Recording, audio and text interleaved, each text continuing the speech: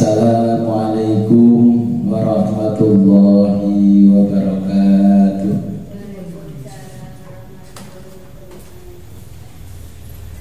Bismillahirrahmanirrahim. Alhamdulillahi rabbil alamin. Assalatu wassalamu ala asyrafil anbiya'i wal mursalin wa ala alihi wa sahbihi ajma'in. Amma ba'du, la khawla wa la quwwata illa billahil aliyyil azim. Alhamdulillah, pada siang hari ini kita diberikan kenikmatan yang luar biasa oleh Allah Subhanahu wa taala sehingga kita bisa kembali ngaji kitab Ushul Fikih Lubul Usul. Sebelum kita mulai pengajian ini, marilah kita berkirim Fatihah terlebih dulu kepada junjungan kita baginda Nabi besar Muhammad sallallahu alaihi wasallam. Ila hadratina sayyidina wa habibina wa syafi'i qulubina wa qurrati a'yunina wa qudwatina wa maulana Muhammad sallallahu alaihi wasallam wa ala alihi wa azwajihi wa auladihi wa dzurriyyatihi wa ahli baitihi wa sahbihi kiram. Al-Fatihah. A'udzubillahi minasyaitonir rajim. Ya benar.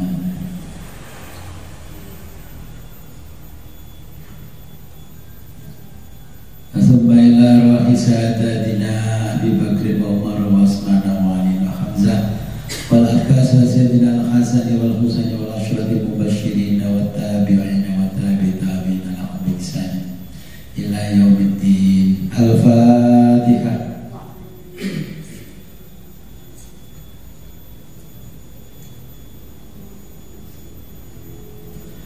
Asmaila rohi sayyidina Fatimah al-Batul binti Sayyidil Mursalin wa Sayyidatina Khadijah al-Kubra wa Sayyidatina Aisyah ar-Ridha wa Sayyidina Ali Zainal Abidin wa Sayyidina Muhammad al-Bakir wa Sayyidina Jabal Shadiq wa Sayyidina Ali al-Raidi. Al-Fatihah. A'udzubillahi minasyaitonir rajim. Bismillahirrahmanirrahim.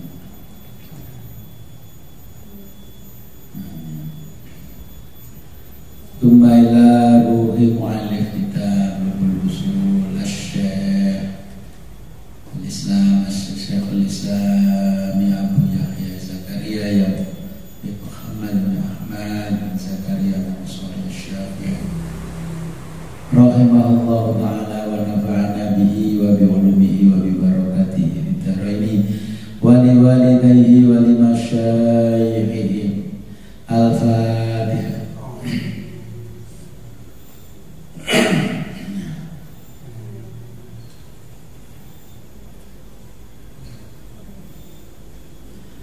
Ila ruhi abaina wa ummahatina wa jaddatina wa jaddatina wa usulina wa furu'ina wa alal khadirina fi majlisina hadha. Al-Fatihah. A'udzubillahi minasyaitonir rajim. Bismillahirrahmanirrahim. Iyyaka na'budu wa iyyaka nasta'in. Amin.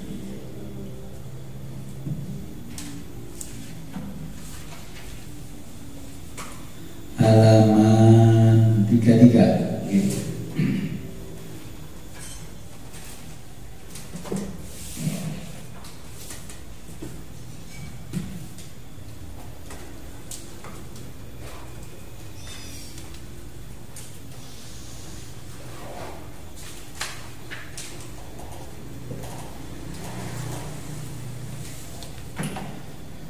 Bismillahirrahmanirrahim.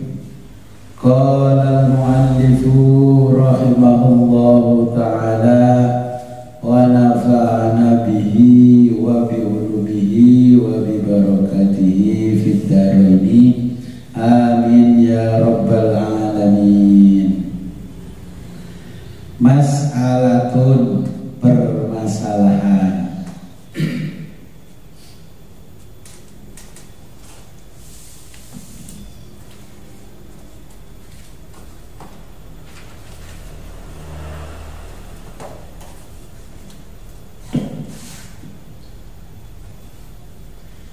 minal altofi, min diantara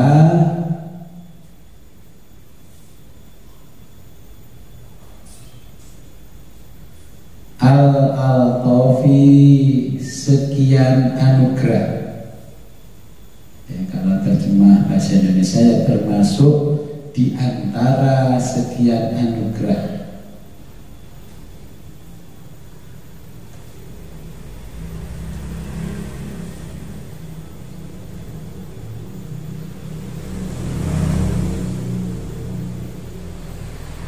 Hudusul mawdu'ati, hudusu munculnya,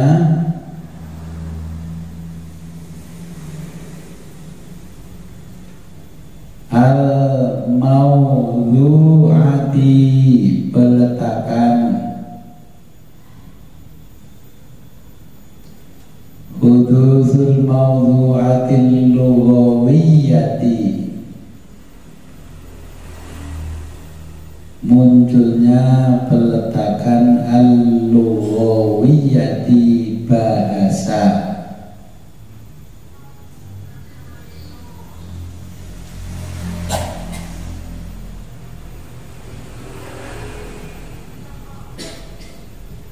Wahia adalah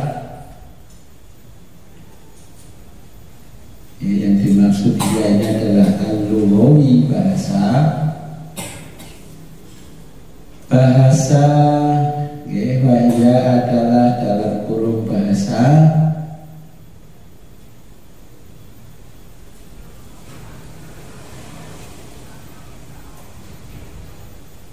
afyadu lebih berguna,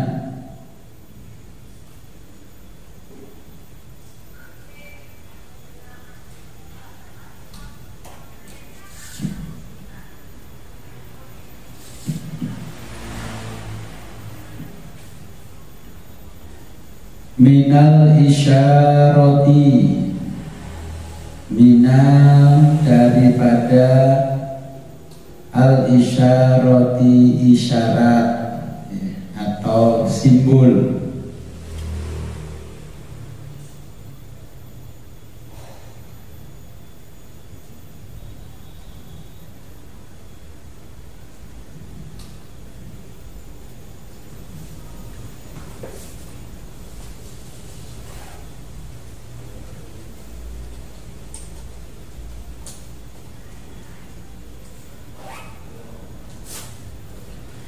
Wal misali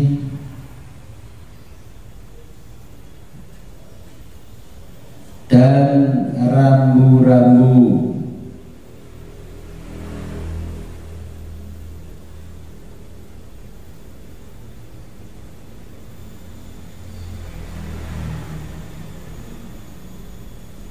Wa aisaru dan lebih mudah.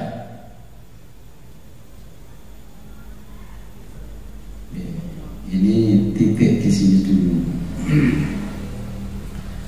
Nah, ini kita bicara bahasa asal muasal munculnya bahasa.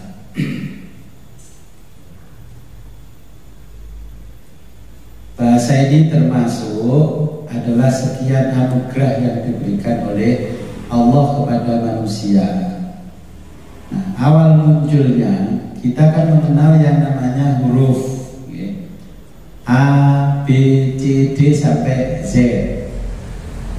Huruf di dalam bahasa Indonesia, bahasa Arabnya huruf, huruf.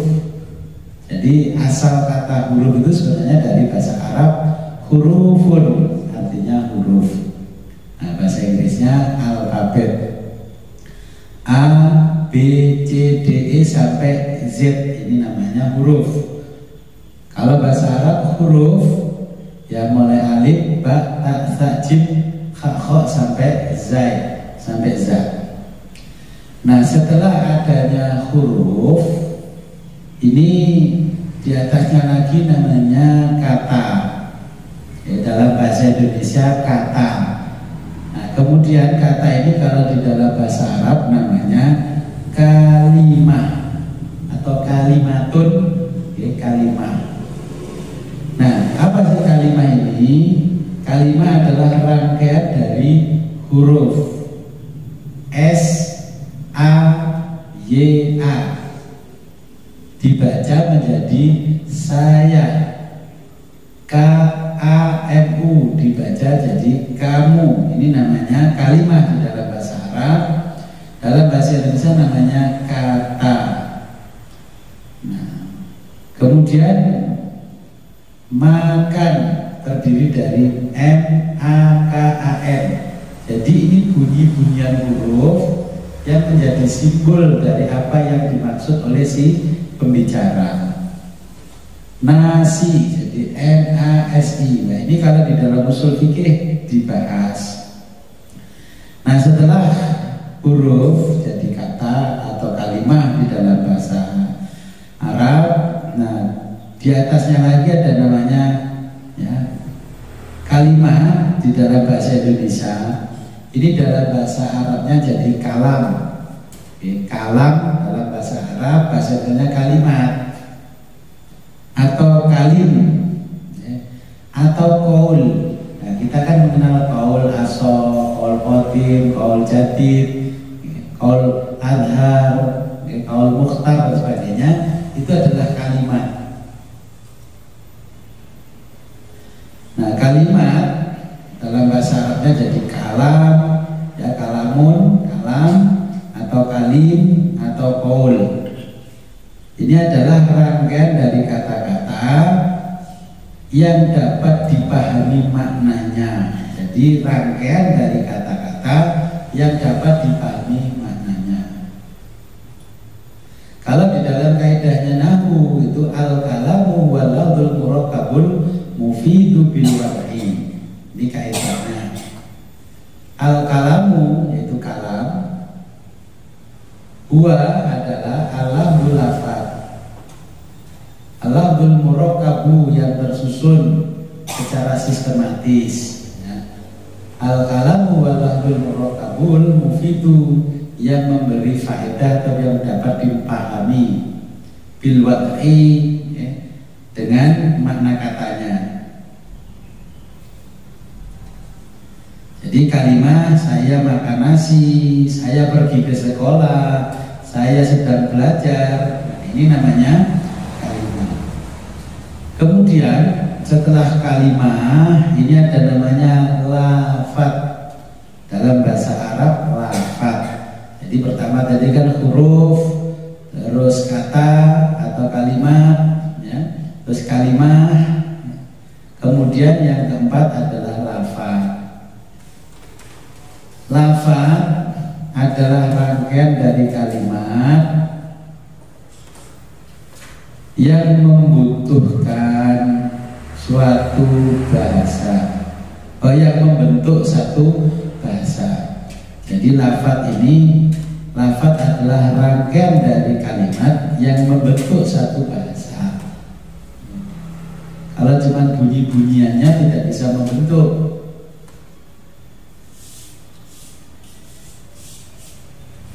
Yang lebih banyak memberi manfaat daripada isyarat atau simbol. Nah, ini maknanya lafaz. Jadi yang kita bahas pada pertemuan ini adalah mengenai lafaz ini. Oke, jadi di dalam bahasa Arab ada huruf, ada kalimat. Oke, dalam bahasa Indonesia kata, ada kalam, dalam bahasa Indonesia kalimat. Ya, kalam, kalim, qaul, ini kalimat. Terus yang keempat adalah lafaz. Ya, lafaz.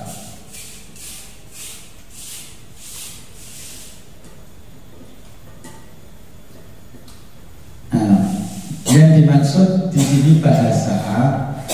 Bahasa ini adalah sesuatu yang memberikan banyak manfaat daripada simbol-simbol. Contoh, kalau kita melihat TV terus ada berita, terus ada yang gambar kecil orang ini begini, jadi kan tidak paham. Itu bahasa, tapi bentuknya isyarat. atau simbol, ya, bahasa isyarat itu namanya. Nah, itu termasuk bahasa. Ya.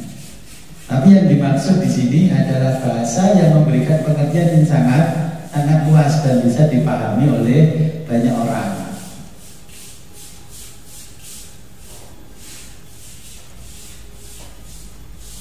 Saya lanjutkan, wahia bahasa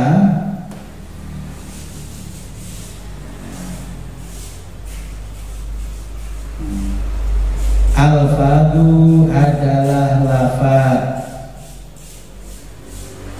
Al-fadu adalah lafaz-lafaz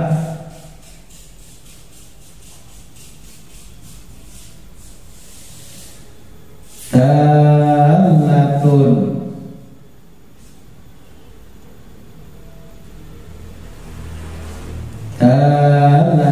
yang menunjukkan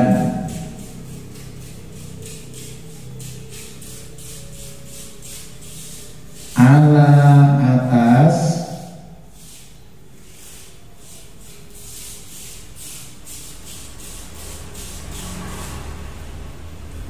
ma'anin makna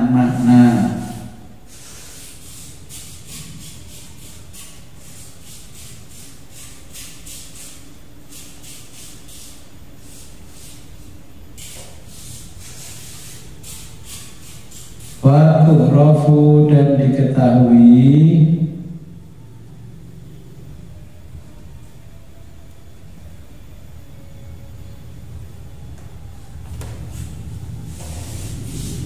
bin naqli dengan cara pemindahan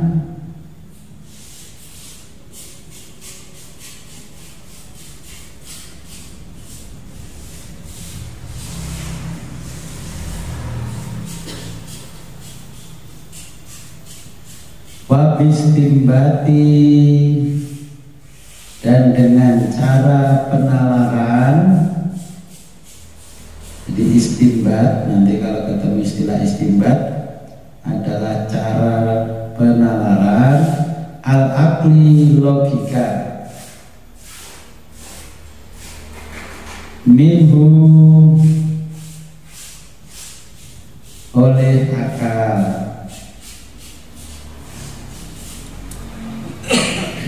Nah, ini lafaz. Jadi bahasa wahya al-fadl. Wahya bahasa adalah lafaz-lafaz yang menunjukkan atas makna-makna. Lafaz yang menunjukkan atas makna-makna. Nah, lafaz penunjuk makna diketahui dengan cara pemindahan dari kata makan menjadi dimakan, termakan, kau makan. Ini pemindahan kata-katanya. Nah, caranya bagaimana? Ini pemindahannya, itu yang dimaksud adalah periwayatannya secara mutawatir. Ini apa? Ini buku. Nah, buku. Ini dulu penemu ini terus mengatakan bahwa ini adalah buku. Dari pencipta pertama kata buku sampai kepada kita turun-temurun tidak terputus bahwa ini disebut buku. Pensil, nah ini pensil, pulpen, pena dan sebagainya. Nah, ini penamaan ini sampai ke kita ini namanya mutawatir, tidak terputus. Terus tiba-tiba dalam mengatakan ini bukan pensil, ini cuma kayu, dalamnya ada arangnya. Nah, karena ada kayu yang di dalam dikasih arang, ya, ini sehingga bisa untuk menulis, ini disebut pensil. Berarti dari mana asal katanya pensil? Dari bahasa Inggris pencil. Nah, bahasa Jawanya petelok. Potlot ternyata ya bukan bahasa Jawa. Orang dulu punyanya bukan potlot tapi pentul. Pulpen nulis terus ditutul. Nulis. Saya sempat mengalami makna ini kitab itu dengan pulpen tutul. Nah, ini jadi penamaannya dinamakannya pensil, dinamakan benda ini adalah sambung menyambungnya ke kita tidak terputus, dan semua orang sepakat bahwa ini dikatakan pensil, dikatakan pena, ya dikatakan bolpen dan sebagainya. Jadi ini penamaannya harus mutawatir, tidak boleh terputus. Gak pensil apa? Ya potelot. Nah ini kan bahasa, makanya dari sekian banyak anugerah Allah di dalam bahasa nanti yang akan dijelaskan. Nah ini walaupun seperti ini membutuhkan penggalian secara dalam dari penalaran yang namanya akal, istinbatul akli. Jadi penalaran secara akal, tidak bisa serta-merta jujuk bikin nama. Ya. Contohnya menamakan satu kampung, namanya apa kampungnya? Oh namanya Badas. Mbah apa artinya Badas? Ya dulu ada satu riwayat kedatangan nenek-nenek, kakek-kakek yang tua-tua, makan yang keras-keras masih bisa, terus dijuluki Badas, mbah-mbah si Tedas. Nah itu menurut periwayatan. Makanya istinbatnya ini pemindahan kata-katanya berdasarkan periwayatannya tidak terputus. Ya. Oh ini ada satu tempat namanya Surabaya, berasal dari kata surah dan belaya. Jadi ada kisah pertempuran antara ikan surah dan buaya, sehingga dia dinamakan tempat itu dinamakan Surabaya. Jadi bahasa Jawanya Surabaya, sehingga lambangnya menjadi lambang ikan surah dan buaya. Ketika kata-katanya muncul dalam sebuah lafaz, nama daerah namanya Kediri. Ke sampai diri adalah diri sendiri. Jadi orang yang sudah mengenal diri sendiri itu orangnya menempatlah berada di Kediri. Karena Sang Prabu Joyoboyo orang yang bisa mengenalkan diri kepada para pengikutnya, rakyatnya. Sama dengan ketika kita membaca hadis, man arrafa nafsahu faqad arrafa rabbahu. Barang siapa mengenal dirinya, dia pasti akan mengenal Tuhannya. Maka daerahnya yang banyak orang mengenal dirinya dinamakan Kediri. Jadi bukan keakuan tapi kedirian. Nanti kalau bahasa filsafat Islam namanya mahi, menjadi mahiyah. Ya. Jadi inilah namanya kata, supaya nanti orang tidak bingung dengan kata-kata.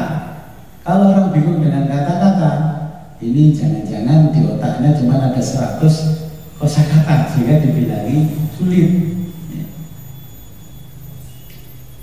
Jadi kata ini periwayatannya harus mutawatir dan nanti penalaran oleh akal pun bisa diterima. Jadi contohnya Bojonegoro berasal dari kata boja dan nagara. Boja itu adalah sumber mineral yang sangat besar. Nagara itu adalah lokasi. Ya. Walhasil si Angling Darmo menamakan ini boja negara, nggak salah. Sekarang sumber energi ternyata jadi besar. Bagi orang dulu mengatakan kok bisa si Angling Darmo membuat satu lafaz tempatnya ini kalimatnya menjadi boja negara. Ternyata orang modern mengatakan boja negara. Negara itu kan satu tempat wilayah besar, menjadi negara ini ya, hampir mirip. Nah, di dalam kitab Petagama tentang negara-negara itu kan bagian dari negeri. Nah, negerinya Angling Darma, cucunya Raja Kediri, Joyoboyo menamakan, kamu pergi ke sana. Itu nanti tempat itu menjadi boja negara. Zaman dahulu kala lafaz yang disampaikan oleh Prabu Joyoboyo dianggap ngigo, gunying, ya. Tapi ternyata memang betul jangkauan lafaznya sangat panjang. Ternyata betul yang diduduki oleh Angling Darma jadi sumber mineral tinggi. Nah, ya kan? Inilah fungsinya kata-kata. Dulu hanya diisyaratkan dengan isyarat dan misal, isyarat dengan simbol boja negara. Terus pergi ke satu tempat. Kalau kamu ingin hidupmu tenang, pergi ke sana. Di sana ada gunung, di bawah lereng gunung itu tempatnya orang yang fana dirinya, sudah fana dengan Tuhannya. Maka fana disebut fono rogo. Nah, fana raganya sudah fana, hilang, musnah, tinggal dirinya bersama yang dikasihinya. Maka bahasanya disebut golek ingin fana filah, fana karo pangeran wis mengkurenya wis otomatis fana. Wis wong fana wis kok joget-joget tok, wis pokoke isine ngefly. Makanya di situ digambarkan isyaratnya dengan reog ponorogo. Itu tarian sufi sebenarnya, tadinya kayak yang muter-muter Jalaluddin Ar-Rumi. Tapi makin kesini budayanya makin bercampur aduk. Makanya ada namanya fana, ada namanya raga, jadi satu, itulah namanya lafaz. Kedirian, berarti ada ke dan diri, itu menjadi satu, namanya lafaz. Kalau dalam bahasa Arabnya, bahasa kita ya sama lah seperti itu, namanya lafaz.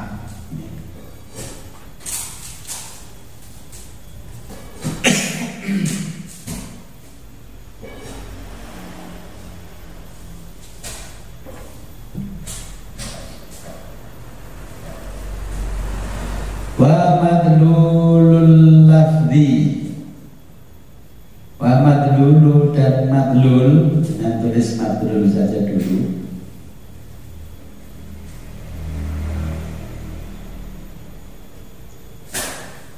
Madlul, wa madlulu dan madlul.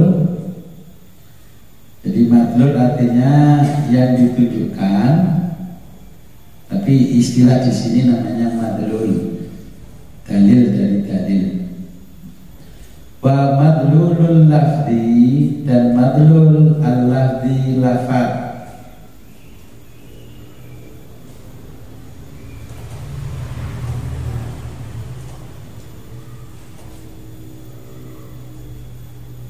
Makna adalah makna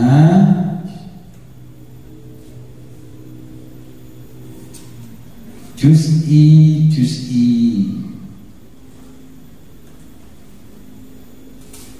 Nah, juz'i kemarin kita belajar al-hikmah, namanya parsial. Atau kulliyin, juz'i. Makna juz'in, makna adalah makna juz'i.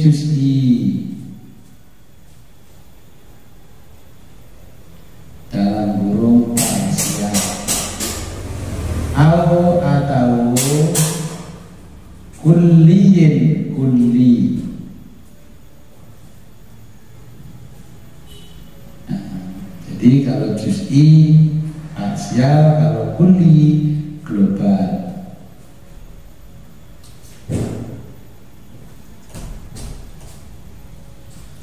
Atau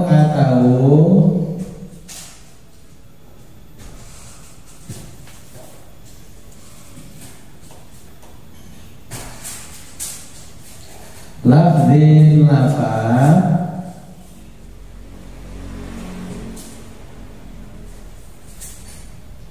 mufradin mufrad.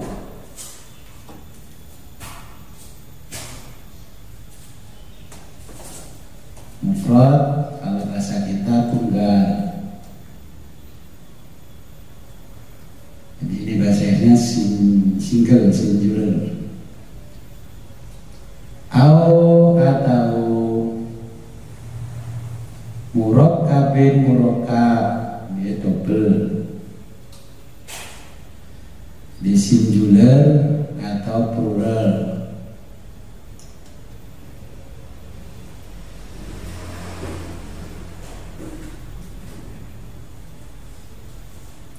Jadi dengan tulis saja mufradin mufrad atau murakkabin murakkab.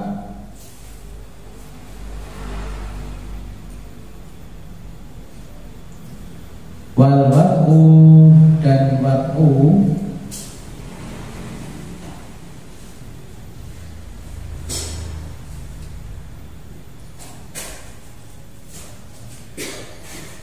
ja'ala menjadikan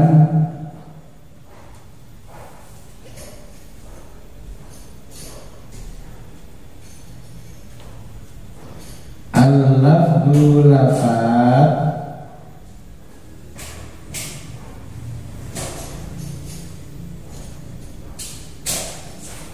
dalilul makna,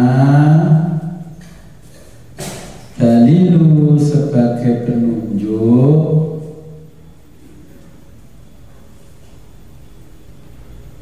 al makna makna,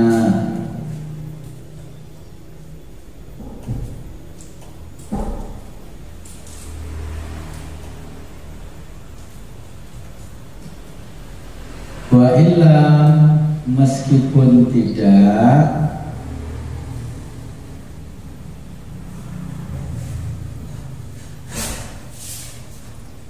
yunasibhu serasi maknanya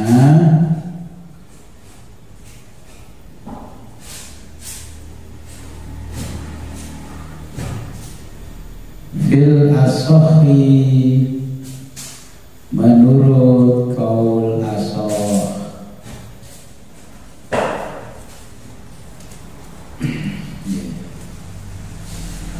Nanti saya jelaskan dulu ada madlul ya, madlul lafzi makna juz'i al kulli.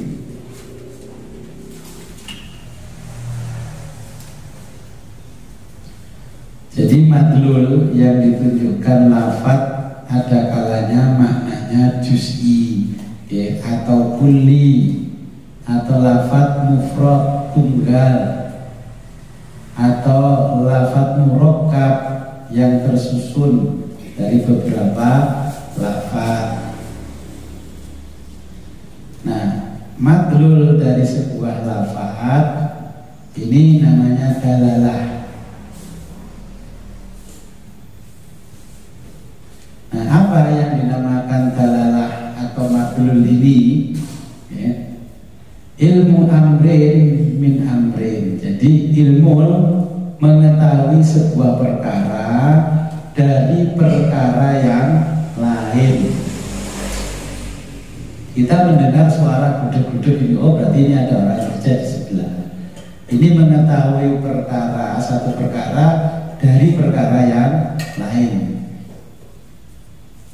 Nah, perkara pertama disebut madlul yang ditunjukkan artinya, dan perkara kedua disebut dal yang menunjukkan.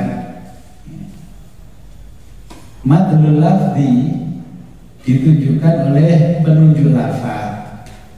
Nah, madlul ini dikenal dengan sebutan madlulnya, jadi madlul yang ditunjukkan dari sebuah lafaz. Ada kalanya ya maknanya terbagi dua, yaitu juz'i dan kulli.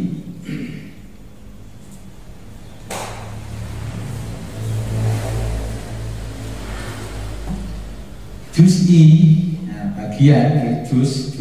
Nah, kalau kitab di Quran kan ada namanya juz. Nah, juz ini bersifat parsial. Bagian adalah makna yang penggambarannya menghindarkan terjadinya syirkah, persamaan individu makna ya. Artinya lafaz yang bermakna juz'i hanya mengarah pada satu madlul yang ditunjukkan oleh lafaznya. Seperti ini Budi. Kalau Budi ya berarti orang yang namanya Budi saja, bukan namanya Hari, bukan namanya Tono. Tadi ini Budi. Kalau kuli ini bersifat global, ya, ini menunjukkan secara keseluruhan dari makna individu manusia. Oh berarti seluruh manusia namanya siapapun, berarti itu tersebut di dalam kata manusia. Termasuk Budi, Hari, Zaid, Tony dan sebagainya. Ini namanya kuli, ya kulli itu artinya global, umum.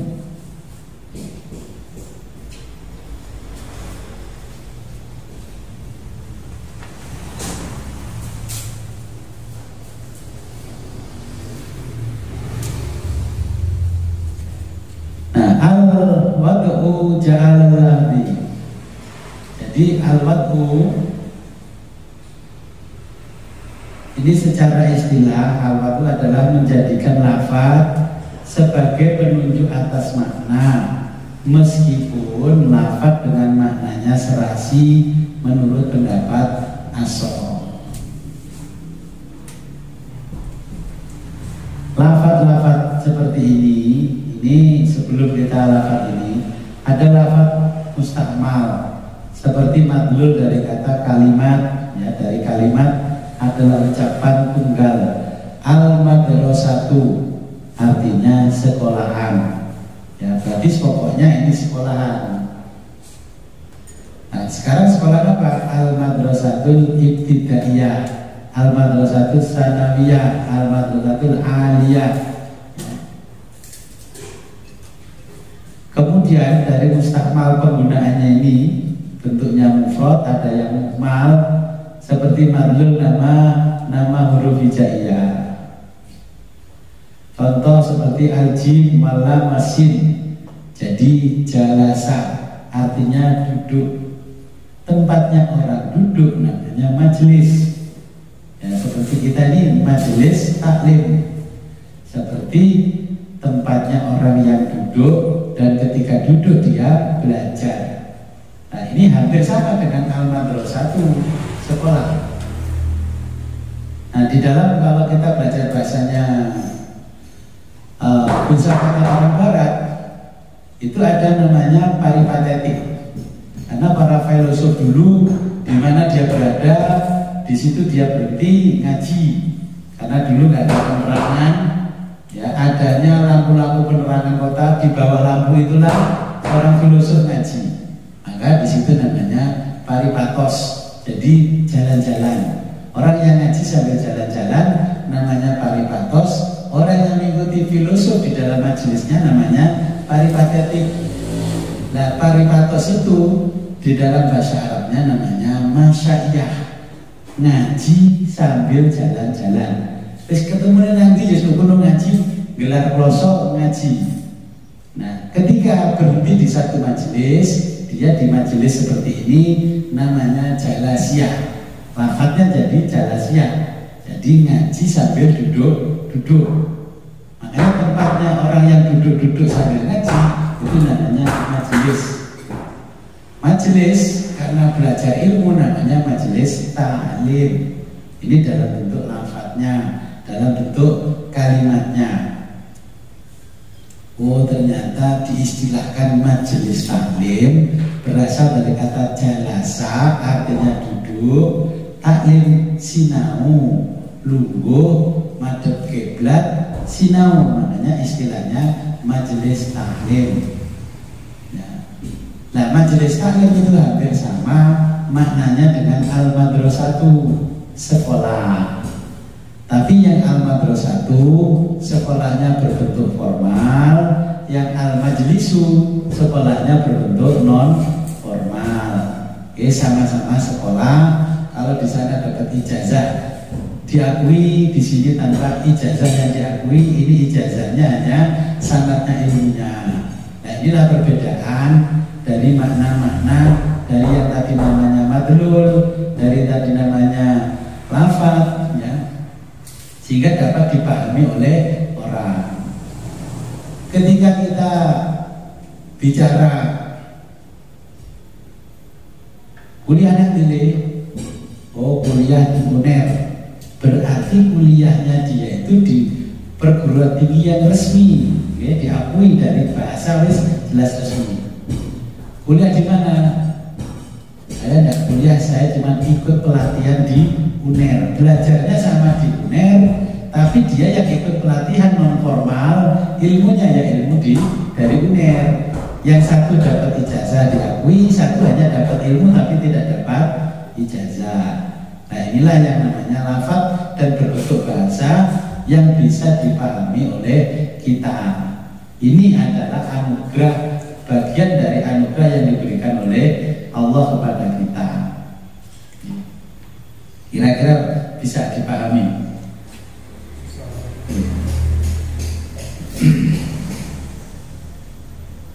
Jadi di dalam usul fikih itu bahasa juga dipelajari. Katakanlah uner.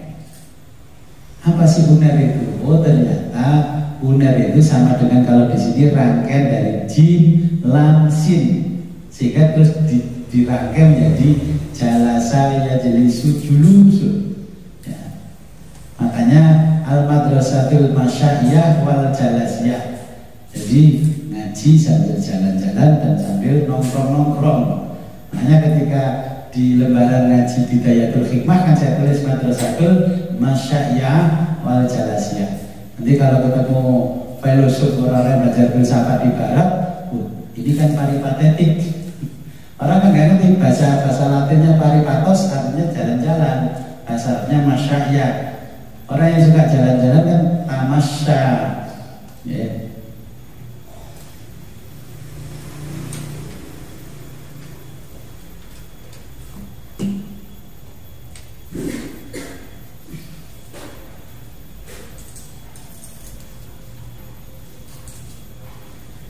Tetapi maknanya harus serasi. Contohnya kalau nyingkat kata-kata Unair, oh berarti dari kata Universitas Airlangga disingkat menjadi Unair. Universitas Brawijaya disingkat jadi Unibro, Universitas Brawijaya. UIN, Universitas Islam Negeri dan sebagainya. Nah inilah namanya lafadznya serasi dengan maknanya yang dipahami oleh orang. Terus sekarang dirubah menjadi UB. Nah akhirnya yang mana UB, yang mana Universitas Brawijaya atau universitas yang lain, karena mungkin ada B yang lain. Nah, makanya memberikan makna itu harus serasi. Sehingga dengan perkembangan ini orang memberi makna itu tidak boleh sama dengan orang yang lebih dulu memberikan. Contoh kalau kita bicara perusahaan, mendaftar nama perusahaan itu disuruh daftar dulu. Kalau kata-katanya masih sudah ada persis, suruh ganti kata-katanya supaya tidak sama. Nah inilah keserasian-keserasian di dalam maknanya kata.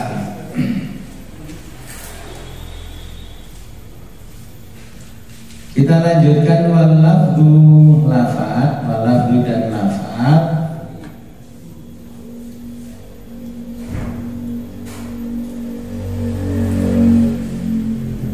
Maudhu'un dicetak atau diletakkan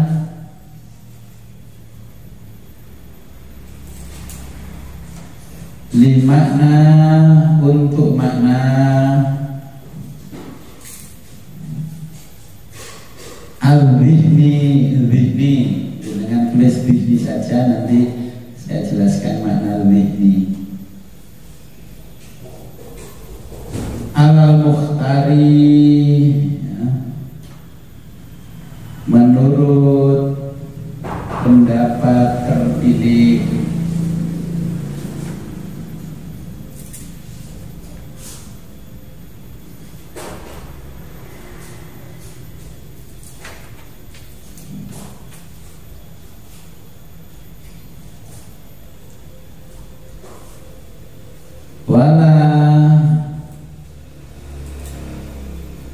Wala dan tidak yajib, wajib.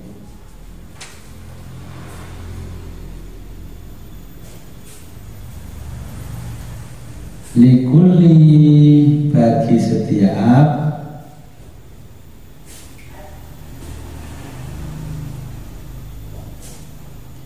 makna-makna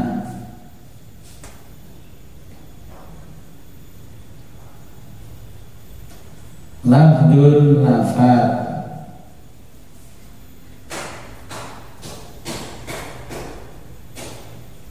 bal tetapi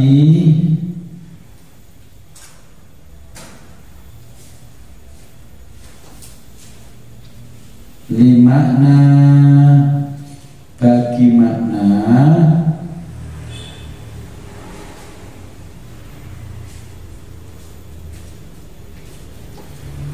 muhtajun hanya membutuhkan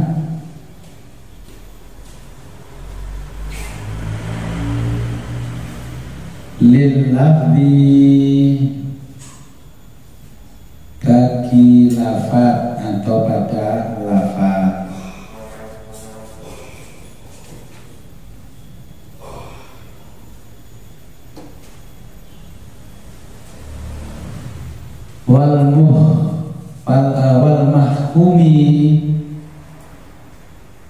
Wal mahkumi dan al muhkam, jadi ditulis muhkam al muhkam,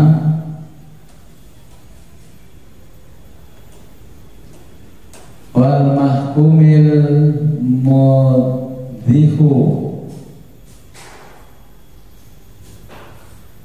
wal mahkumi dan al muhkam, al muttadhihu, al muttadhihu adalah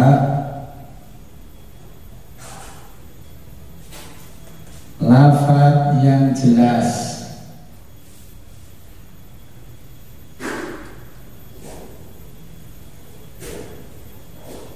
Al makna maknanya,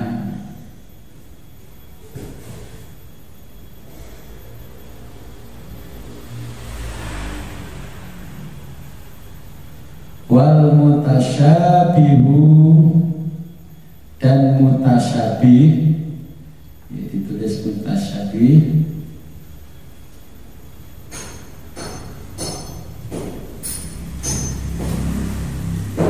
ghairahu adalah selain yang tidak jelas maknanya.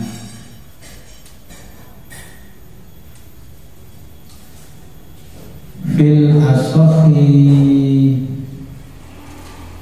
menurut qaul asoh,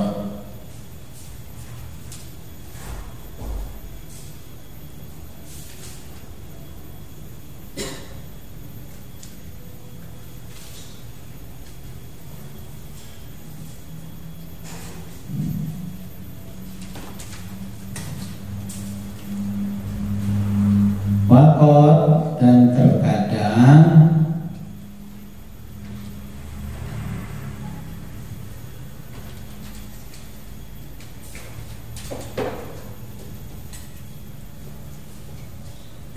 yuwadhihuhu ditunjukkan maknanya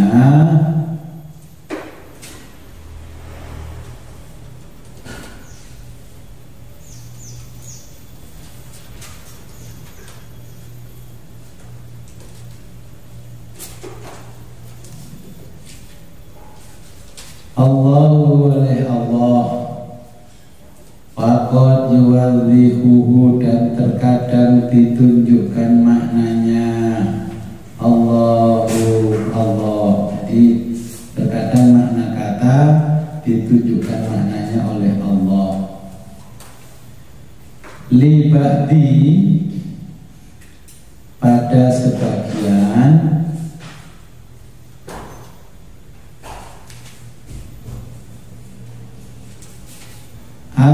asfiyaihi kekasihnya,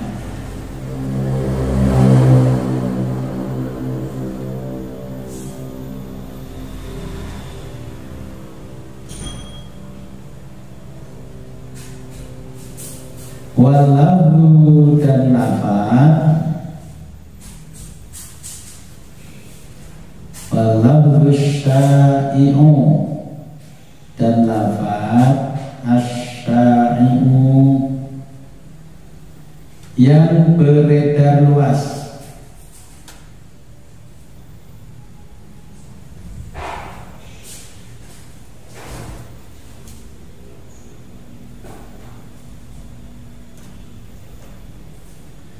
La yajuzu, tidak boleh.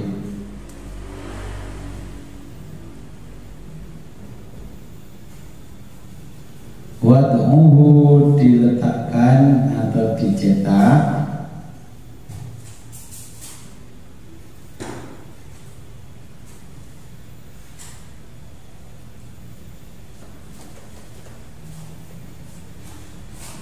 Di makna, untuk makna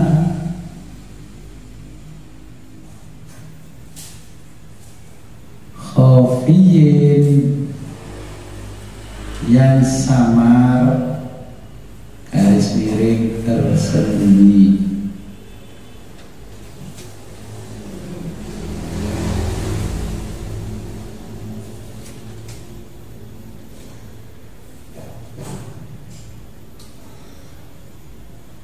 Alal awami, menurut al-awami, orang-orang awam.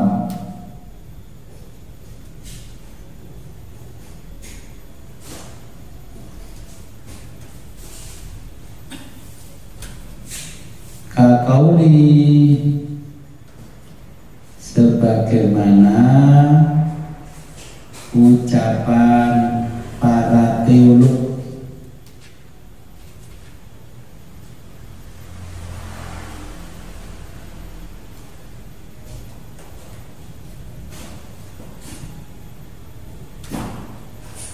Musbiti, yang menetapkan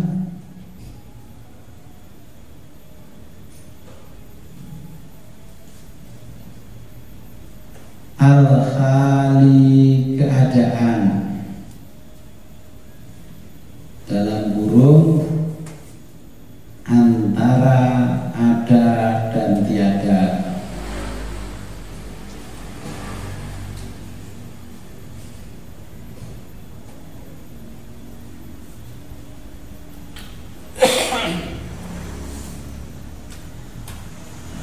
Al-harokatu, gerakan.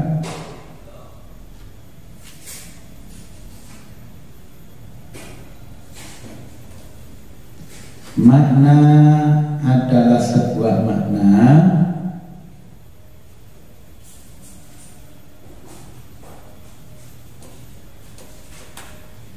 yujibu, yang menyebabkan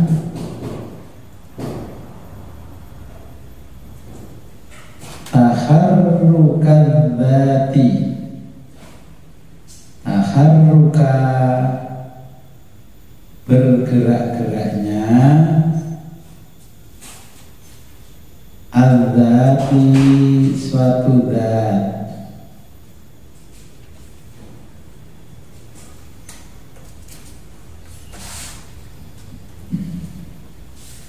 Ya, kita jelaskan dulu.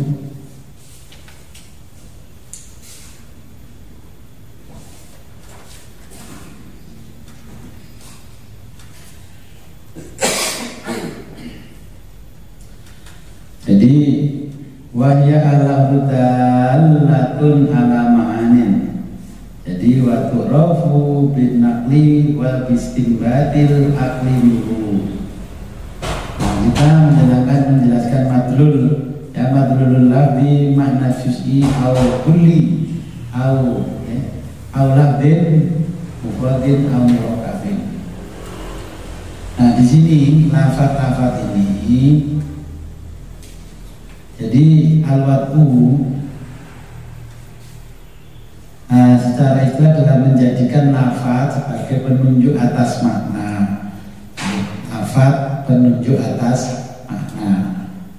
Kalau makan gerakannya begini, oh berarti orang itu sedang makan.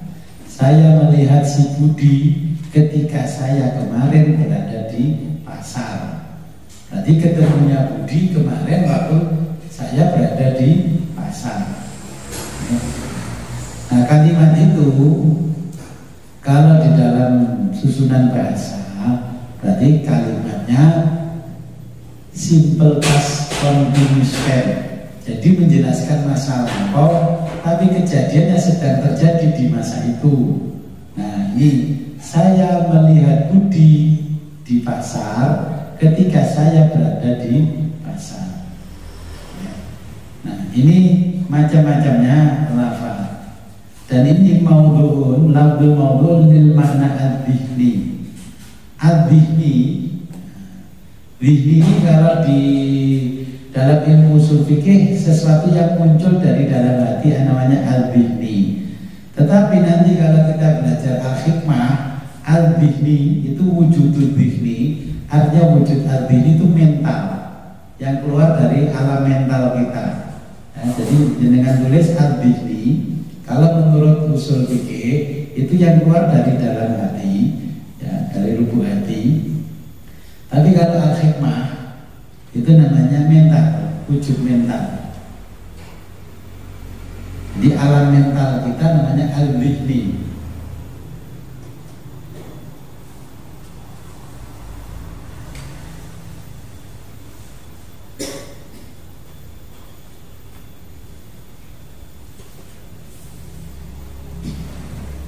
Apa yang dimaksud dengan walafzu maudhu'un lil makna dzihni? Jadi makna al-dzihni itu makna yang ungkapannya keluar dari lubuk hati yang paling dalam. Contohnya begini, orang itu mengucapkan sesuatu dari lubuk hati yang sangat dalam, tapi nada dan iramanya berbeda, akhirnya dimaknai berbeda oleh yang mendengarkan. Orang ini cantik. Sebenarnya orang ini cantik.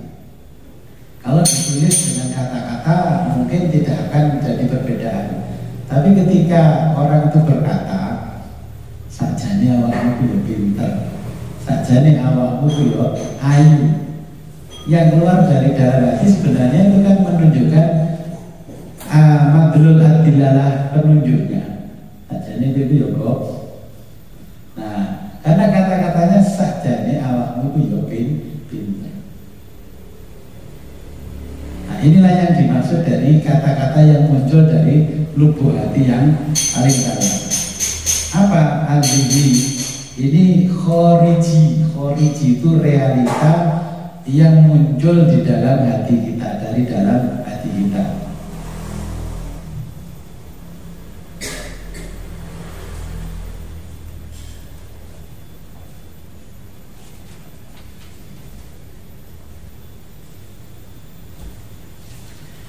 Nah, kata-kata yang biasa digunakan oleh orang awam itu tidak boleh digunakan secara umum. Kadang-kadang pengertian orang awam berbeda dengan pengertian orang umum. Makanya kalau mahasiswa membuat skripsi itu kan dicoreti sama dosen pembimbingnya kan, karena apa? Kata-katanya nggak ilmiah, ini kata-kata bahasa pasar untuk guyonan di pasar. Nah, boleh dimasukkan sini, ini diganti. Oke. Jadi itu kata-katanya. Karena nanti akan membuat satu pemahaman yang berbeda dari makna kata itu. Contoh,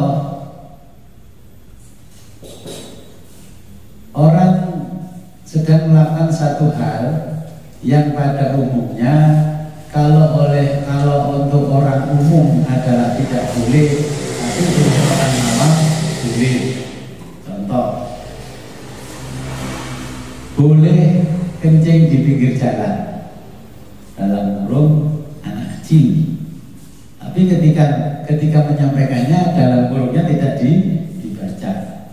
Ya, sebagai contoh saja, pemeringatan pemerintah merokok dapat merugikan kesehatan. Ketika orang yang tidak tahu tanda baca membaca kalimat, maka kalimat pun akan dimaknai berbeda oleh orang lain. Padahal maknanya peringatan pemerintah merokok dapat merugikan kesehatan. Makanya ketika kita membacanya salah titik komanya, atau di dalam Quran wakofnya salah, maka maknanya pun juga akan menjadi salah. Contoh, ketika kita melihat bacaan Bismillahirrahmanirrahim dengan menyebut nama Allah, yang Maha Pengasih, Maha Penyayang. Di situ karena tidak ada wawu atau wawu yang menunjukkan kata dan, arti makna dan, maka tidak boleh diberi yang Maha Pengasih lagi Maha Penyayang. Contohnya, ketika kita mengucapkan kepada si A, si fulan, kamu hitam manis. Nah, tetapi ketika diberi dan, kamu hitam dan manis.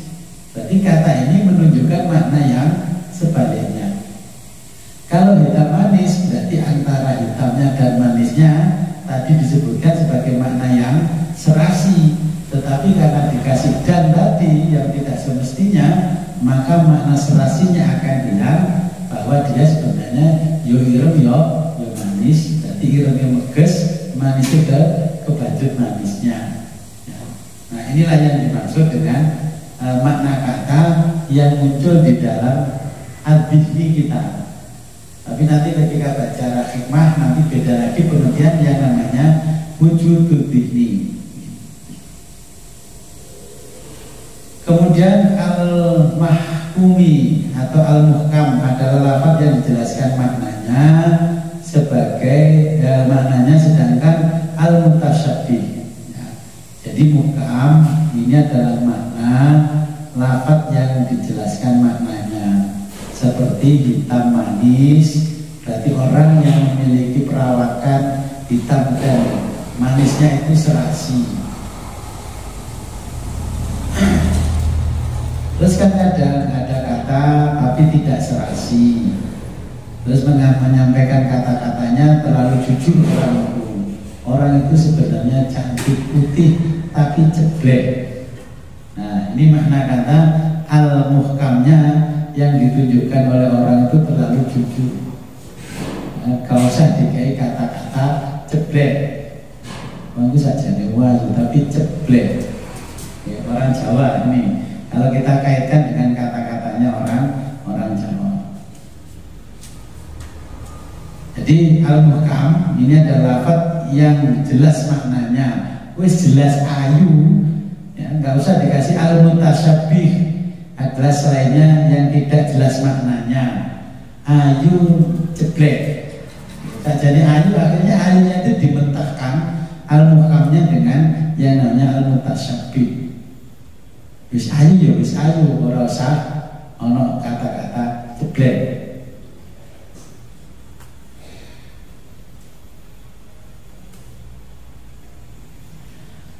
Ghairihi wal mutasyabih ghairihi fil asoh. Nah, ini menurut kaul yang asoh, ya. Dan makna-makna yang terkadang tidak bisa dipahami oleh orang awam, Allah memberikan penjelasan makna itu kepada sebagian kekasihnya.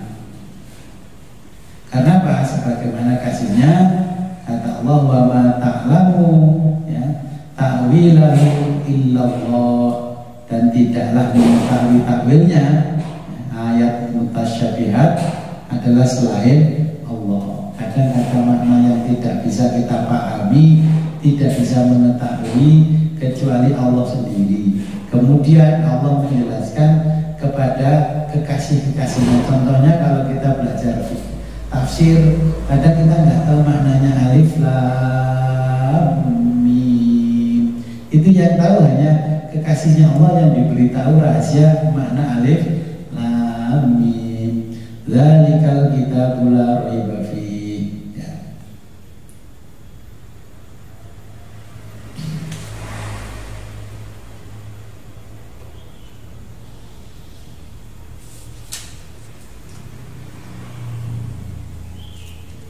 Nah, contoh kalau kita melihat ayat-ayatnya Allah,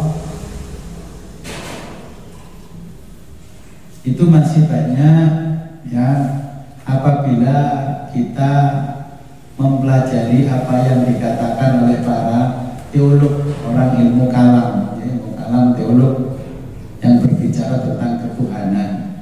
Di sini kan dijelaskan apa yang dijelaskan oleh para teolog yang selalu membahas al-hal dan al-harokat, ya, makna yang namanya tiada dan ketiadaan. Contohnya kalau kita bicara Allah itu ada, berarti namanya al-wujud. Nah, kemarin kalian sudah ngaji itu pasti tahu al-wujud. Ya, wujud itu sesuatu yang tidak perlu dijelaskan keberadaannya karena sudah wujud, ya, wujud. Tetapi ketika kita diajak bicara itu oleh teolog, kadang-kadang tidak bisa mencerna maknanya. Dari ada menjadi tidak ada, dari tidak ada menjadi ada. Contohnya, Allah itu ada sebelum semuanya ini ada, dan sebelum kata ada itu ada. Ya maknanya, makna katanya paham mengikuti, tapi yang dimaksud ini sulit. Ini karena membicarakan antara wujud, ya. Kalau teolog yang nanti larinya ke atasnya lagi al-hikmah, itu namanya zat wajibul wujud dan wujudul mungkin. Ini yang dijelaskan. Nah, kalau banyak yang dipelajari ketika kita bicara tentang ada dan tiada di usul fikih, kita paham dari yang lain ada dan tiada dari ilmu yang lain. Ketika di ilmu usul fikih kita sudah paham antara ada dan tiada yang dijelaskan para teolog, maka apa yang dijelaskan oleh para filosof kita juga paham. Maka ketika kita bicara di sini antara ada dan tiada, di sini menjelaskan secara badihi, jelas, gamblang, swabuti. Kalau di sini kan dijelaskan dalilnya dapat diterima akal. Nah, ini perbedaan sudut pandangnya ketika kita berbicara al-halul harokat. Hal itu keadaan, al-harokat bergerak. Kalau sesuatu itu bergerak, berarti ada yang menggerakkan. Contohnya kipas angin ini. Nah, teolog mengatakan ini bergerak, berarti ada yang menggerakkan. Siapa? Dicari. Oh, berarti ini ada energi yang menggerakkan. Menggerakkan kemana? Dicari terus. Nah, ini pemikiran teolog untuk mencari kebenaran. Oke, al-haq, wujud dari kebenaran itu. Jadi wujudul hakikinya. Terus ternyata sampailah di Python. Python dari mana? Oh, Python itu digerakkannya karena di situ ada pembakaran energi dari mana? Oh, ada di batu bara. Batu bara itu dari mana? Oh, batu bara itu dari fosil-fosil yang sudah jutaan tahun. Ya, berarti di Kalimantan itu kalau banyak batu bara, banyak fosil, berarti jutaan tahun yang lalu, mungkin miliaran tahun sudah dibumi oleh manusia dengan peradaban yang sangat luar biasa, akhirnya punah. Nah, sehingga jadilah fosil. Oh, dari mana manusia? Oh, manusia dari ini wujudnya. Oh, dari penciptaannya dari mana? Dari Nur Muhammad dari Allah. Berarti wujudul hakikinya, muternya kipas angin yang muterkan adalah Allah. Walaupun terputus, tapi sebenarnya menyambung sampai kepada Allah. Jadi wujudul hakikinya, apa yang disampaikan oleh para teolog di dalam sini, makna yujibu takharrukan dzati. Jadi ada pergerakannya zat, ada pergerakan itu berarti ada zat yang menggerakkan. Cuman kalau di usul fikih tidak dibahas sampai zat wajibul wujudnya. Ya. Kira-kira paham?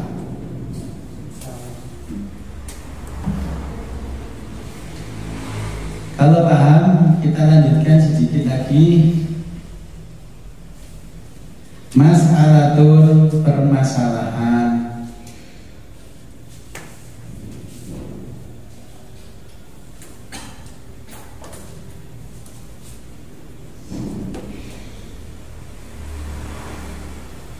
Al-Mukhtaru menurut pendapat terpilih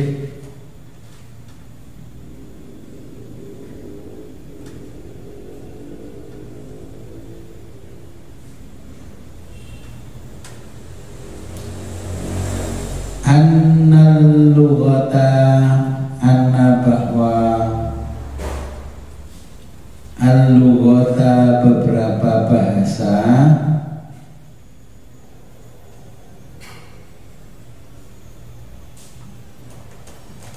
tauqifiyatun sifat tauqifi. Tauqifi ini maknanya begini, tauqifi adalah berasal dari Allah ya, secara langsung dan disusun oleh Allah sendiri. Namanya tauqifi.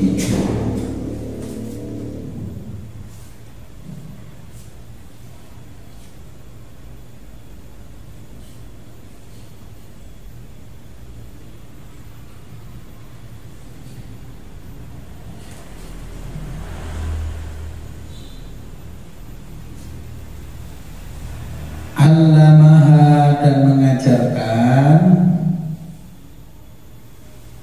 bahasa. Allamaha atau gimana yang mengajarkan bahasa.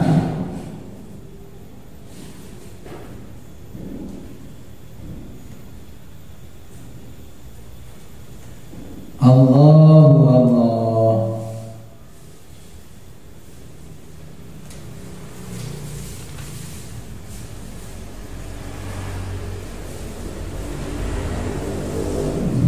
Bil wahyi dengan wahyu.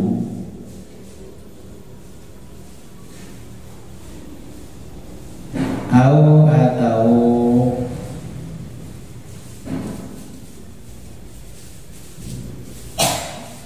bi khalqi menciptakan.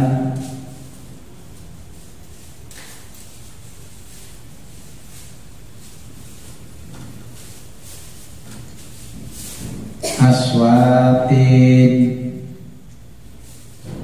beberapa suara.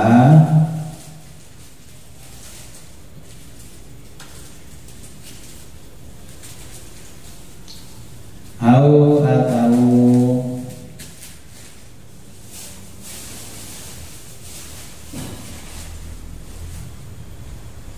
ilmin mengajarkan.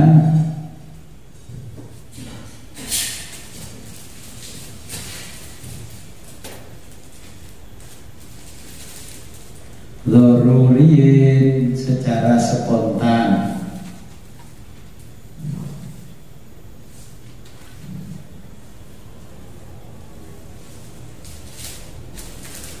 Wa anna tauqifa wa anna dan bahwa at-tauqifa status tauqif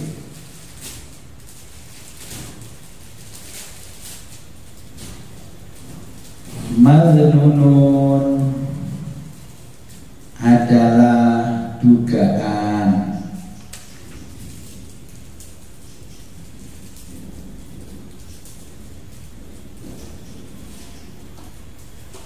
Wa annal lughata dan bahwa al-lughata bahasa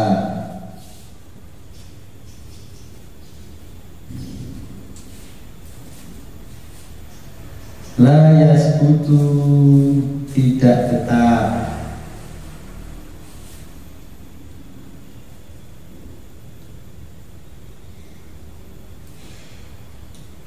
Kiasan menurut metode kias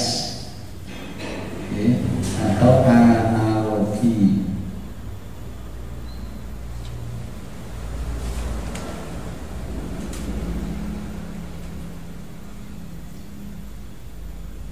Fima dalam lafaz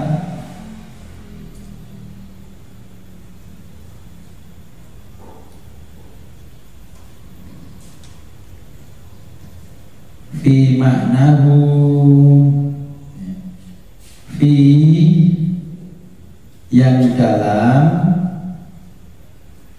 maknahu maknanya wasfun mengandung sifat. Saya jelaskan dulu. Jadi ini tauqif, masalahnya tauqifi. Jadi bahasa itu sebenarnya tauqifi, ya Allah sendiri yang menciptakan. Ragam bahasa yang ada di seluruh dunia yang dilafalkan oleh manusia dari suku bangsa yang ada. Kadang dalam satu negara pun banyak ragamnya bahasa. Seperti kita orang Indonesia banyak sekali bahasa daerah. Maka ini menurut ulama memang bahasa itu satu anugerah yang semuanya adalah tauqifi. Ya, tauqifi adalah berasal dari Allah sendiri. Bagaimana cara mengajarkannya ya Allah sendiri. Yang menyusun susunannya adalah Allah sendiri. Contohnya kalau bahasa Arab ya seperti itulah bahasa Arab. Kalau bahasa Indonesia ya seperti inilah bahasa Indonesia, bahasa Jawa dan sebagainya. Jadi ini adalah sesuatu yang tauqifi. Au bi khalqi aswatin, dulu menciptakan yang namanya bunyi-bunyian ini juga bisa secara spontan, juga bisa diizinkan oleh Allah melalui wahyunya. Ketika melalui wahyu dulu Allah mengatakan wa 'allama Adama al-asma kullaha. Allah mengajarkan nama-nama semua ini kepada Nabi Adam.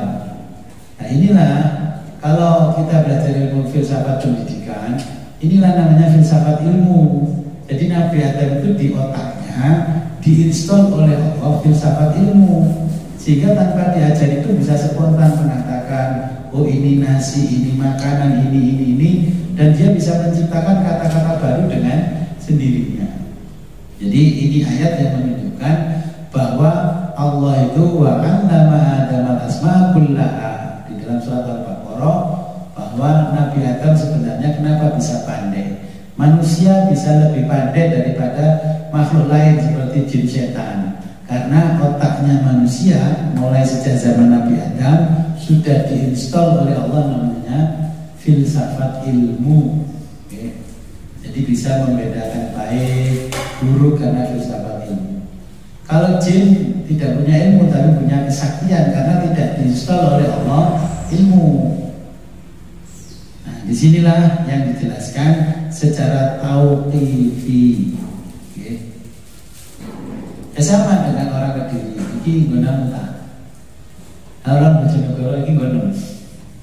Ini bapakmu jadi bapakmu. Nah itu memang tauqifi. Nggak tahu lidahnya ya jadi begitu. Yoleh. Semakin kesana jadi leh. Kalau orang Kediri, yoye. Nah ini memang lidah itu diciptakan oleh Allah secara spontan begitu. Dialeknya akhirnya menunjukkan makna kata yang lain. Oh, wong Kediri jelas. Candi kuwi. Oh, Kediri. Ya, jadi Allah itu menciptakan intonasi aswat, ya bunyi-bunyian dari bahasa itu juga menunjukkan makna yang lain walaupun memiliki arti yang sama. Ya. Kalau orang sini are bocah jadi cah, kalau ke Surabaya jadi are, ya. Kalau ke sana jadi cuk dan sebagainya. Jadi ini makna bahasa yang kadang memang harus dipahami dari makna kias. Metode kias apa artinya?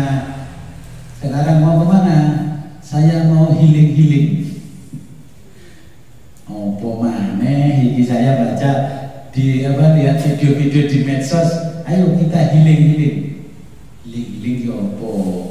Ya saya lihat tulisannya healing kalau bahasa Inggrisnya itu kan penyembuhan.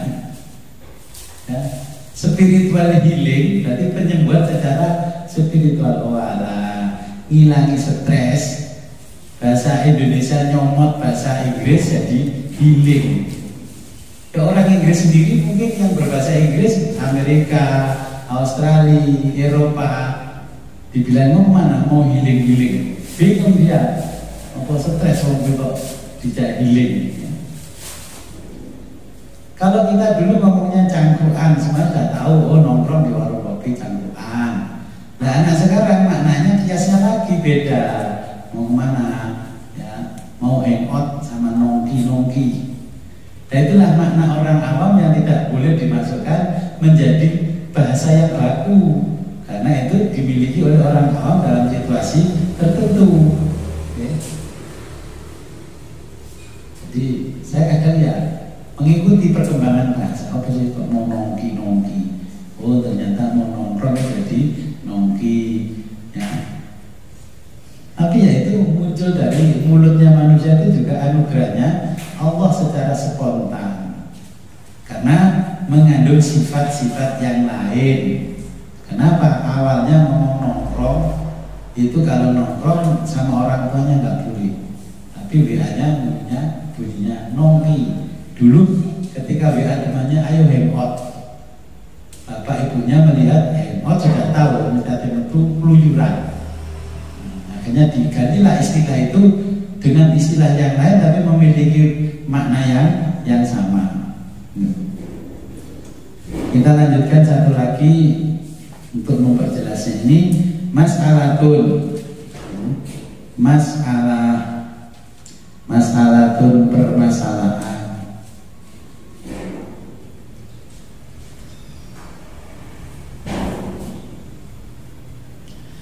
Al-lafzu lafat wal makna dan makna.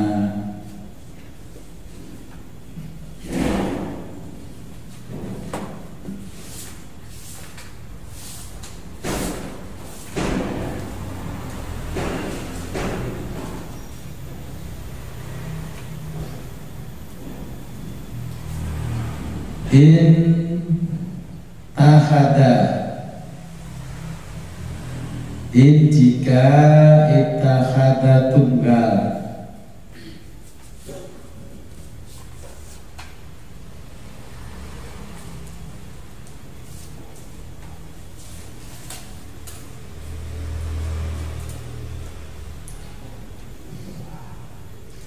fa'in jika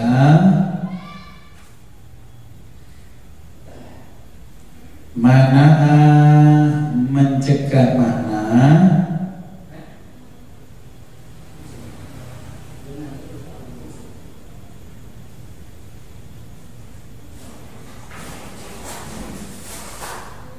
tasawwuru yang dipersepsikan,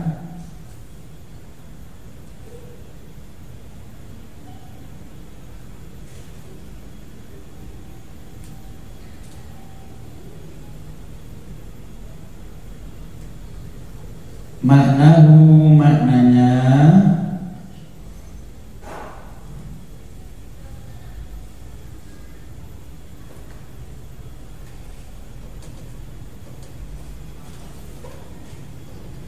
asyarikatu syirkah. Ini dengan kasih dalam kurung di vokal.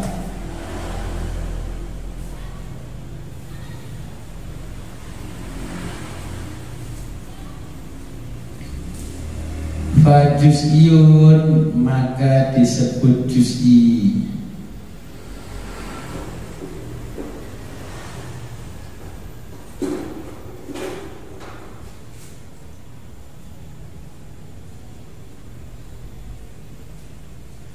Fa'illa jika bukan,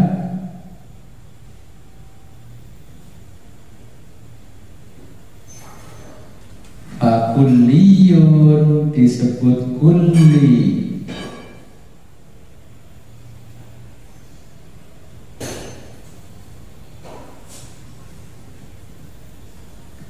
Mutawatiun ini dinamakan mutawatir.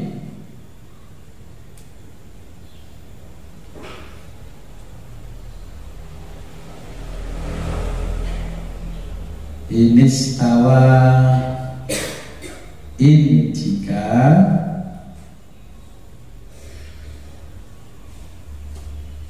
ini stawa jika sama-sama dimiliki,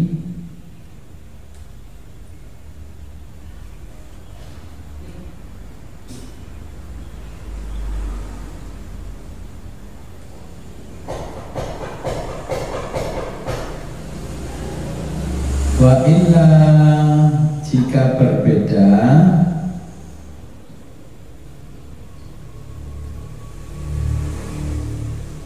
fa musyakkikun disebut musyakkik.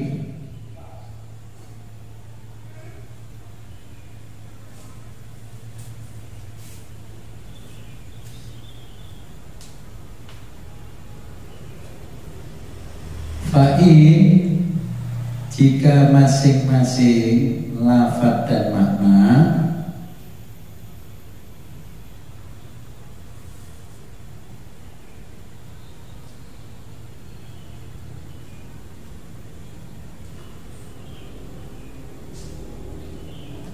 ta'addada ganda,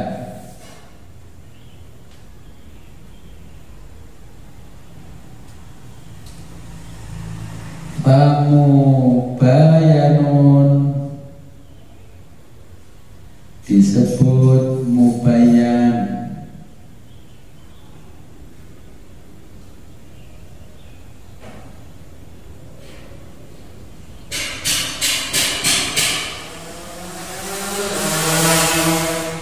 Awil lafdu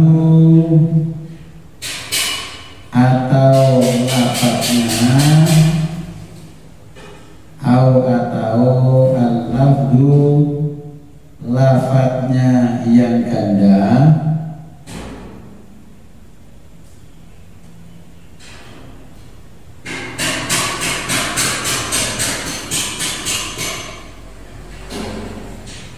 fakot hanya, terjemah kita awil lafdu fakot atau lafadznya yang hanya lafadznya yang ganda,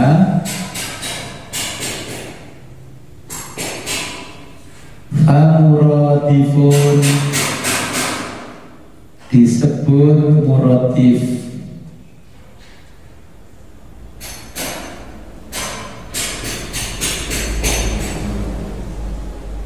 Wa aksuhu dan jika sebaliknya,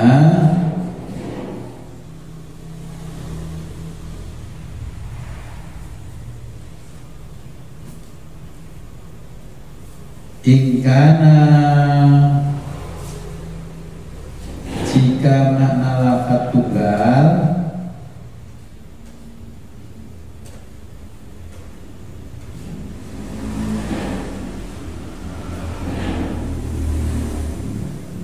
hakikatan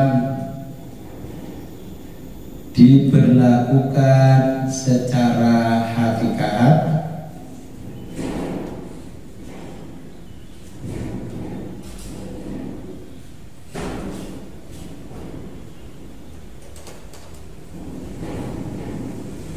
fihima di dalam lafaz dan makna,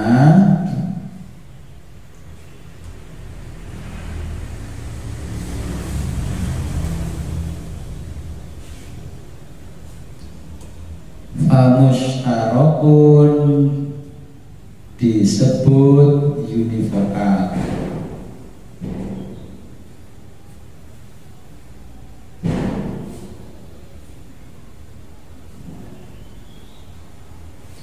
Wa illa jika tidak,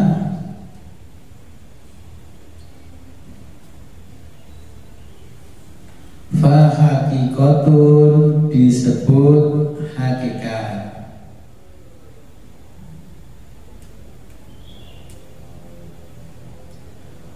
Wa majazun dan majaz,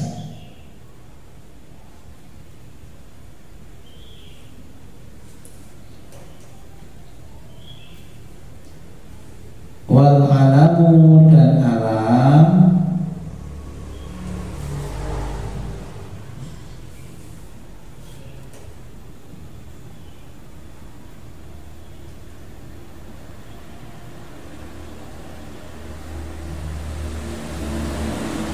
ma adalah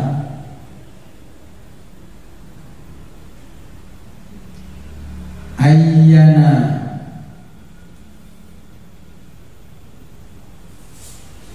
yang ayyana yang diperuntukkan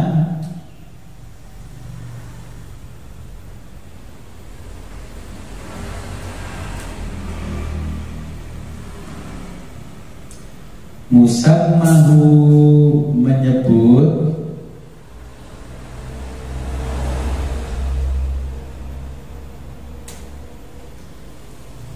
biwatin sarana tertentu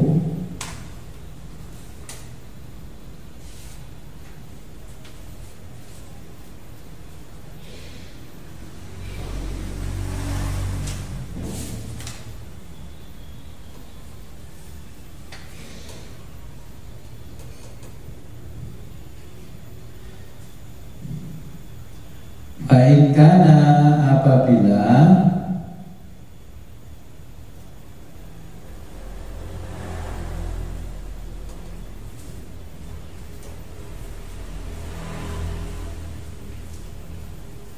ta'yinuhu penentuan makna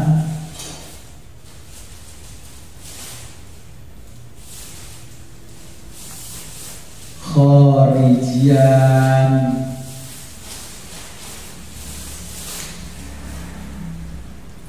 yang keluar dari hati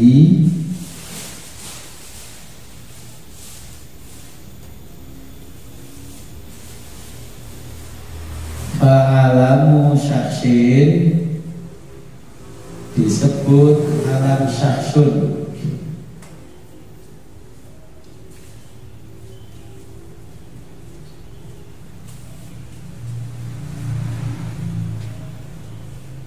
Wa illa dan jika tidak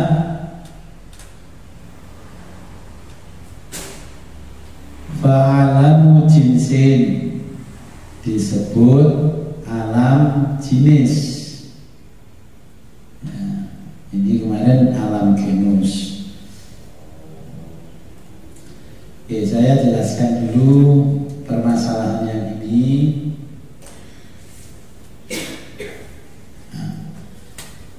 Al-lafdhu wal makna ini takhada fa in mana'a tasawurun maknahu asyarikatu fa juz'iyun wa illa fa kulliyun. Jadi ini ada yang namanya makna.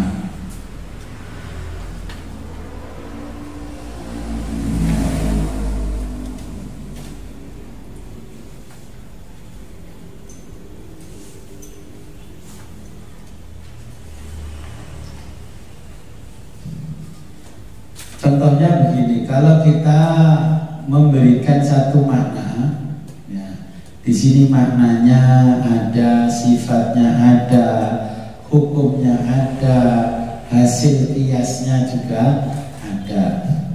Contoh kita mengenal khomer, khomer. Nah, khomer ini apa sih khomer itu? Dulu di zamannya, khomer ini merupakan minuman yang dibuat dari perasan anggur, buah anggur. Nah, minuman ini menjadi memabukkan. Dari perasan anggur itu orang minum perasan anggur jadi mabuk. Ketika mabuk sifatnya menutupi akal. Jadi kalau sudah mabuk akalnya hilang. Hukumnya bagaimana?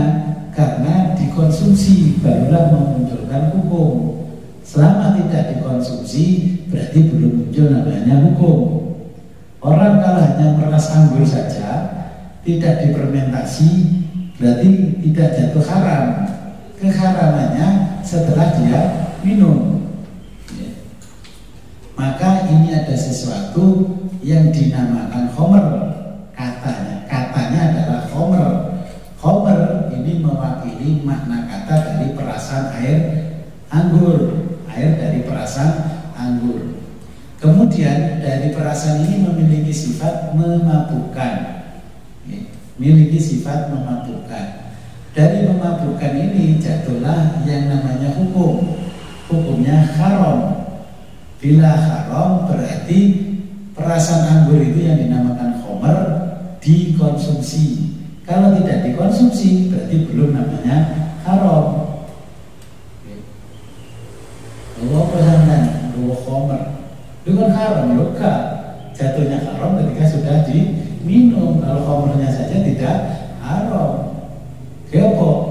Tak ngisi iran jenis sepeda itu kinclong, ngisi mesin, misalnya itu kan khamr.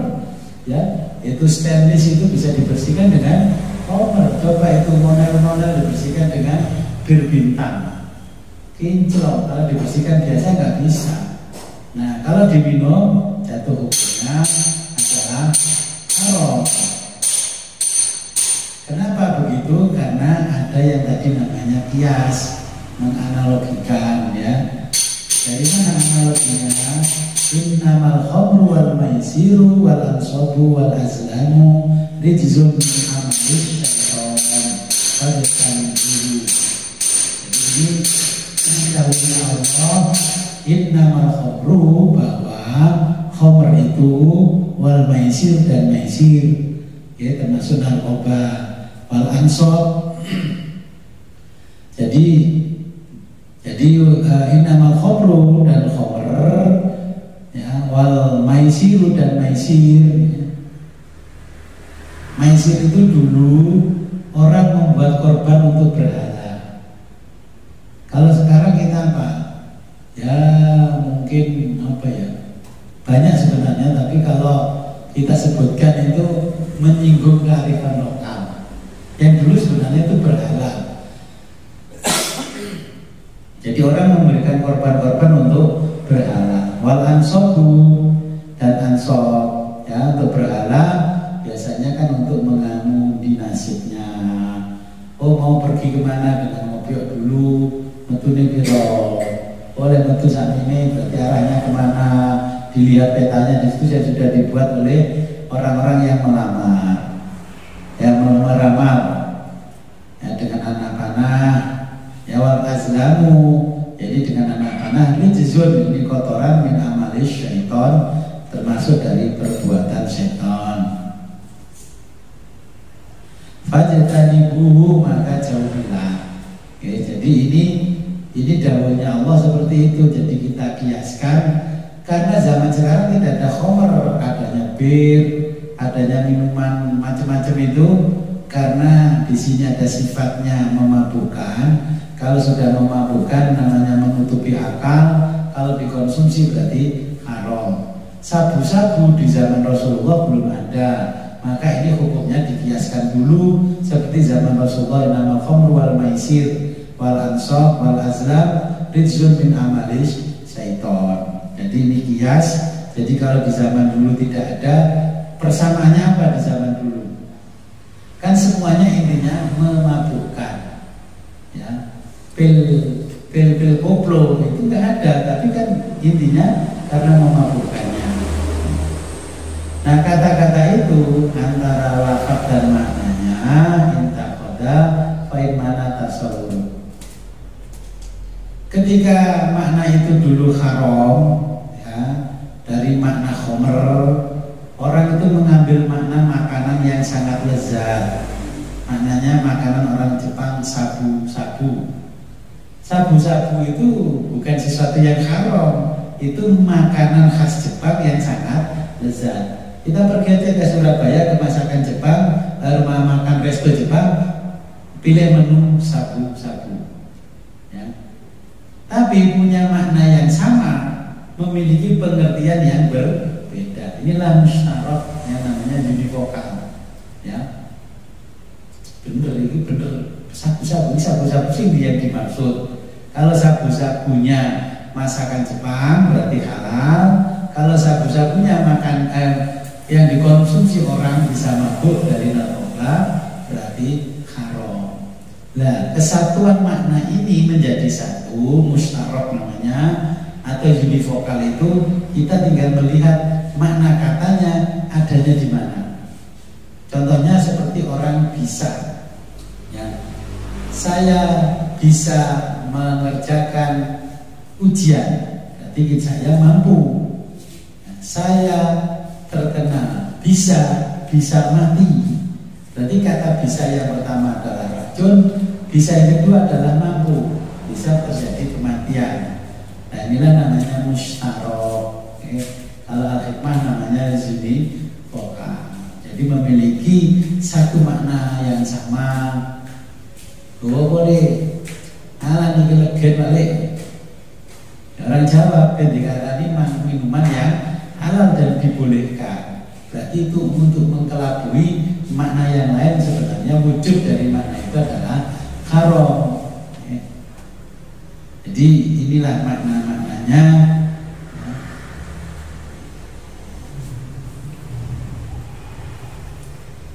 Kira-kira bisa dimengerti ya? Ada pertanyaan?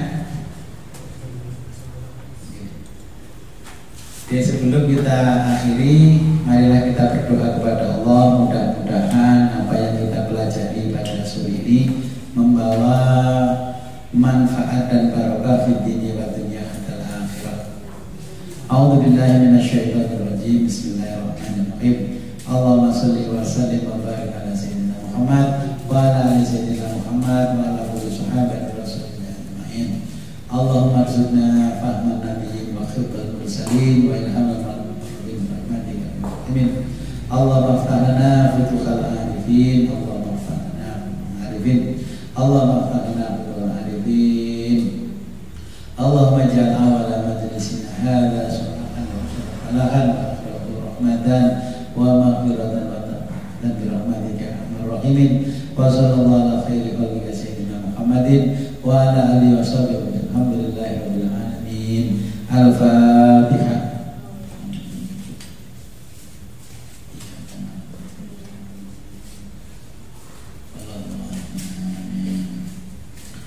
Rabbi fa'fa'na bi barakatihim wa dinal husna bi hurmatihim wa aminna fi tariqatihim wa mu'afatihim minal fitani.